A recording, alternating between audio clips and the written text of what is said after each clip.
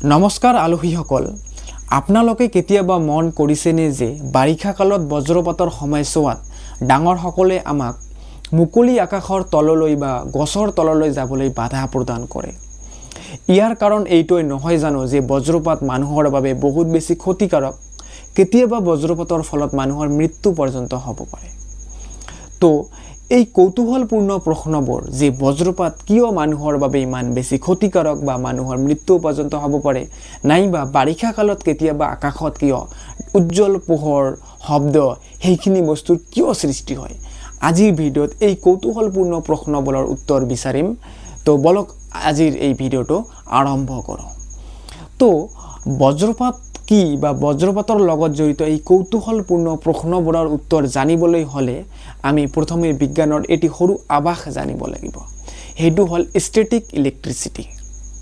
যে static electricity কি? Static electricity হৈছে সৰুকালত আপোনালোকে কেতিয়াবা এটা কাৰ্যকলাপ কৰিছেনে যে বেলুন এটা ফুলাই লৈ মূৰৰ চুলিৰ লগত ঘঁহিছিল, তাৰ পিছত সেই বেলুনটো সৰু সৰু কাগজৰ টুকুৰাৰ ওচৰত আনিলে কাগজৰ টুকুৰাবোৰে বেলুনটোৰ গাত চুমকৰ দৰে কিছু সময়ৰ বাবে হ'লেও আকৰ্ষণ কৰে। এইটো হ'ল ষ্টেটিক ইলেক্ট্ৰিচিটি। অৰ্থাৎ যেতিয়া দুটা বস্তুক জোৰেৰে ঘৰ্ষণ কৰোৱা হয় তেতিয়া কিছু সময়ৰ বাবে হ'লেও সেই বস্তু দুটাৰ গাত অলপ আধানযুক্ত হয়, যি আধানৰ বাবে এই কাগজৰ টুকুৰাবোৰে বেলুনটোৰ গাত লাগি ধৰিছে। এইটোই হ'ল ষ্টেটিক ইলেক্ট্ৰিচিটিৰ কনচেপ্ট। আৰু এই ষ্টেটিক ইলেক্ট্ৰিচিটি কনচেপ্টৰ ওপৰত এই গোটেই বজ্ৰপাতৰ লগত জড়িত কাহিনীটো জড়িত হৈ আছে। তো যেতিয়া বাৰিষা কালত আকাশত থকা অসংখ্য মেঘবোৰে বতাহৰ ফলত ইফাল সিফাল কৰি থাকে, তেতিয়া এখন মেঘে আন এখন মেঘৰ মাজত ঘৰ্ষণৰ সৃষ্টি কৰে। ফলত এই ষ্টেটিক ইলেক্ট্ৰিচিটি কনচেপ্টৰ বাবে মেঘবোৰত আধানৰ সৃষ্টি হয়। এইখিনি কথা ইয়াতে অলপ সময়ৰ বাবে থাকক।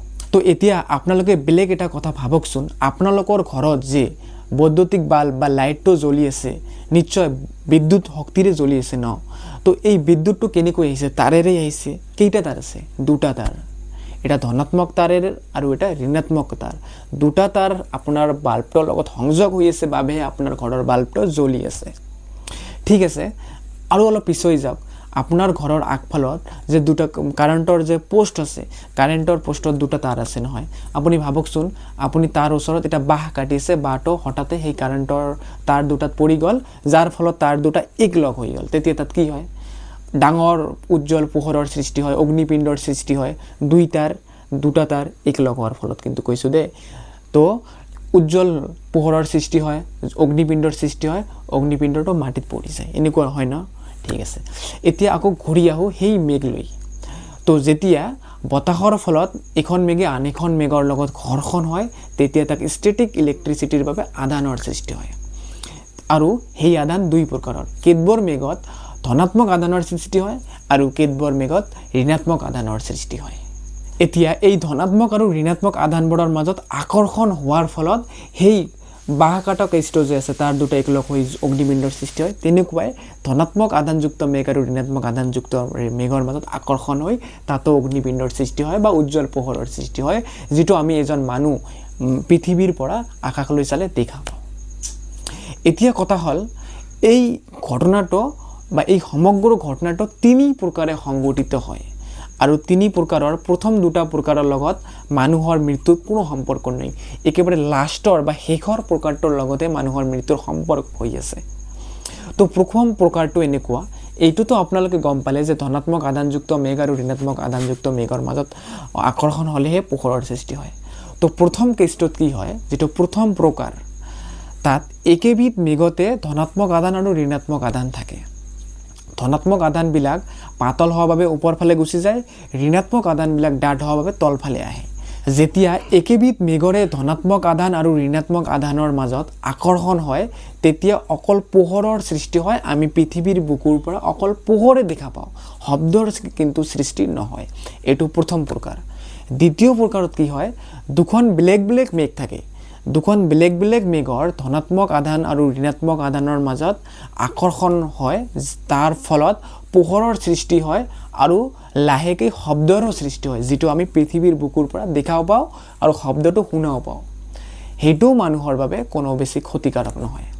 আৰু এতিয়া আহো একেবাৰে শেষৰ তৃতীয়টো যিটো মানুহৰ বাবে ক্ষতিকাৰক সেইটো হ'ল এই আকাশত ধনাত্মক আধানযুক্ত মেঘবোৰ বহুকেইখন ধনাত্মক আধানযুক্ত মেঘ একেলগ হৈ বহুত ডাঙৰ এনাৰ্জিৰ সৃষ্টি কৰে বা শক্তিৰ সৃষ্টি কৰে তেতিয়া সেই ওপৰত যেতিয়া বহুত কেইখন ধনাত্মক আধানযুক্ত মেঘ একেলগ হয় তেতিয়া বহুত কেইটা ধনাত্মক আধান একেলগ হৈ পৃথিৱী বুকু বা মাটি সদায় ঋণাত্মকৰ নিচিনা কাম কৰে তো তেতিয়া সেই ধনাত্মক আধানবোৰে পৃথিৱীৰ বুকুৰ মাটিত যিটো ঋণাত্মক শক্তি জড়িত হৈছে সেই ঋণাত্মক শক্তিটোৰ লগত আকৰ্ষিত হৈ প্ৰথম কেছত কি হৈছিল মেঘৰ মাজত হৈছিল ধনাত্মক ঋণাত্মক আৰু এতিয়া শেষৰ কেছটোত কি হৈছে মেঘৰ ধনাত্মক আধানবোৰ আৰু পৃথিৱীৰ বুকুৰ ঋণাত্মক আধানবোৰৰ মাজত আকৰ্ষণ হয় ফলত সেই দুটা পইণ্ট মানে ভূপৃষ্ঠ আৰু মেঘ সেই দুটা পইণ্টৰ মাজত আকৰ্ষণ হয় সেই দুটা পইণ্টৰ মাজত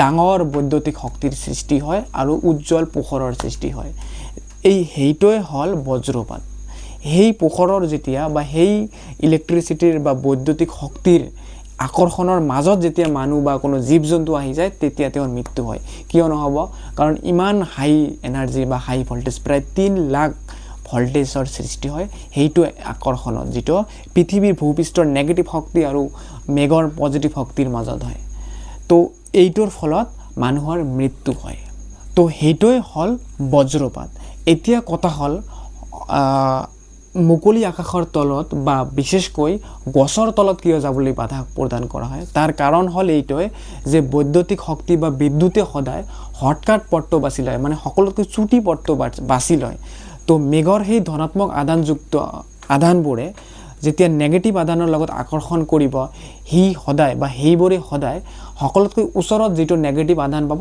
তাৰ লগত আকৰ্ষিত হ'ব ভূপৃষ্ঠ পোৱাৰ আগত ওপৰৰ ফালৰ পৰা ভূপৃষ্ঠ পোৱাৰ আগত গছৰ মূৰটো পাব নিশ্চয় ন তো ভূপৃষ্ঠ পাবলৈ বেছি দূৰত্ব অতিক্ৰম কৰিব লাগিব কিন্তু গছৰ আগফালটো পাবলৈ কম দূৰত্ব অতিক্ৰম কৰিব লাগে সেইভাৱে যদি ক'ৰবাত মুকলি ঠাইত বা ক'ৰবাত যদি গছ থাকে তেতিয়া বজ্ৰপাতটো মাটিৰ লগত আকৰ্ষিত নহয় সেই গছৰ ওপৰৰ ফালটোৰ লগত আকৰ্ষিত হয় ফলত গছটোৰে এই ডাঙৰ ধামাকাটো হয় যদি আমি গছৰ ওচৰত থাকো সেই বৈদ্যুতিক শক্তি আমাৰ গাত লাগে আমাৰ মৃত্যু হৈ যাব পাৰে এইটো আছিল কাৰণ এতিয়া আমি আহো আজিৰ ভিডিঅ'ত একেবাৰে লাষ্ট টপিক যেটো হ'ল যে বিজুলী ঢেৰেকণিৰ সময়ত বা বজ্ৰপাতৰ সময়ত শব্দৰ কিয় সৃষ্টি হয় তো সেইটো জানিবলৈ হলে আমি আৰু এটা শব্দৰ কনসেপ্ট জানিব লাগিব তো শব্দ কেনেকৈ হয় কোনোটা বস্তু যদি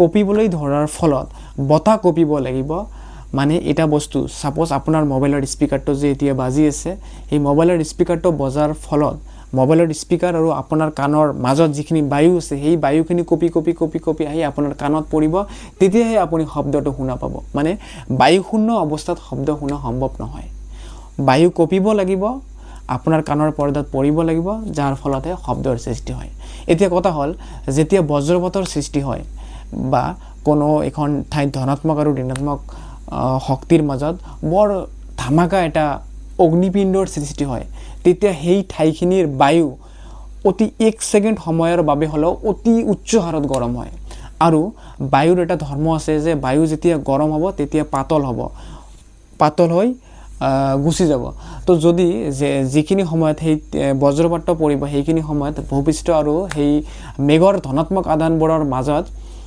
যেটো অগ্নিপিণ্ডৰ সৃষ্টি হ'ব এই অগ্নিপিণ্ডটোৰ বাবে সেই জলখিনিৰ ওচৰে পাছৰে থকা বায়ুমণ্ডলৰ বায়ুখিনি অতি কম সময়ৰ বাবে বহুত বেছি পৰিমাণে গৰম হ'ব যাৰ ফলত বায়ুখিনি লৰালৰি আৰম্ভ কৰিব যেতিয়া বায়ুখিনি অতি কম সময়ৰ বাবে বহুত উচ্চ গতিত লৰালৰি আৰম্ভ কৰি দিব তেতিয়া বায়ুত এটা কম্পনৰ সৃষ্টি হ'ব বা কম্পনৰ সৃষ্টি হ'ব সেই কম্পনৰ ফলত আমাৰ কাণত শব্দৰ শুনা পাওঁ আমি তো এইটোই আছিল কাৰণ যে বিজুলী ঢেৰেকণি বা আকাশত কিয় বিজুলী আৰু শব্দৰ সৃষ্টি হয় নাইবা বজ্ৰপাতৰ সময়ত মানুহ কিয় মৃত্যু হয় কেতিয়াবা তো এইখিনি আছিল সম্পূৰ্ণ বিজ্ঞান বজ্ৰপাতৰ লগত জড়িত থকাৰ নাজানো আপোনালোকক ভিডিঅ'ৰ জৰিয়তে কিমান বুজাব পাৰিলো নে নাই এইখিনি আছিল মোৰ আজিৰ প্ৰয়াস যদি ভাল পালে ভিডিঅ'টো এটা লাইক কৰি দিব আৰু ভৱিষ্যতত এই ধৰণৰ টপিকছৰ ওপৰত ভিডিঅ' চাই থাকিবলৈ আমাৰ চেনেলটো সাবস্ক্ৰাইব কৰিব আজিলৈ ইমানেই জয় আই অসম